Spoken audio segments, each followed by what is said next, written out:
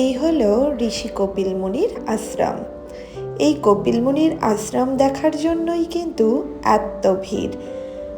আমরাও আগের দিন গিয়ে ভেবেছিলাম হয়তো পরের দিন স্নান করে তারপর মন্দিরে পুজো দেব আর তখনই কপিল মুনির আশ্রম দর্শন করব।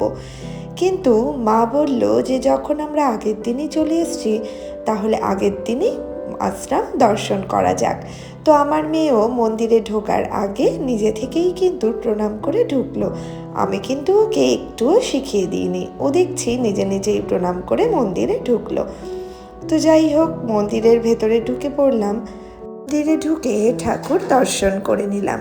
প্রথমেই রয়েছেন নৃসিংহদেব, তারপর রয়েছেন রাধা কৃষ্ণ, রয়েছেন শ্রী হনুমানজি বা বজরংবলী, এছাড়াও রয়েছেন রাম সীতা।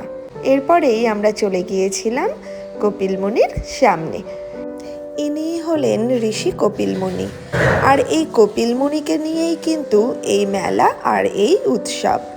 এছাড়াও রয়েছেন শিব পার্বতী, রয়েছেন বনদেবী, দেবরাজ ইন্দ্র, আর সবশেষে রয়েছেন মা কালী। সবাই এখানে পূজিত হন কপিল মুনির আশ্রমেই। তো আমরাও পুরো মন্দিরটা একবার সুন্দরভাবে ঘুরে নিলাম। আর মন্দিরে কিন্তু ভিড়ও ছিল খুব। সন্ধেবেলাতেও অনেকে দেখছিলাম পুজো করছিল। আর এটা ছিল মন্দিরের বাইরের দিকটা। মন্দিরের বাইরেও কিন্তু প্রচণ্ড ভিড় ছিল। আর মন্দিরের সামনের এই অংশটাতে সবাই ধূপকাঠি, মোমবাতি যে যার ইচ্ছে মতো মানসি করে জ্বালায়। আর এই হলো সাগরের পাড়। সাগরের পাড়ে ভোরবেলা আমরা চলে গিয়েছিলাম স্নান করার জন্য। তো আমরা যখন গিয়েছিলাম তখন একটু অন্ধকার অন্ধকার ছিল, কিন্তু আমরা স্নান করে ফেরার সময় তখন দেখি প্রায় সকাল হয়ে গেছে।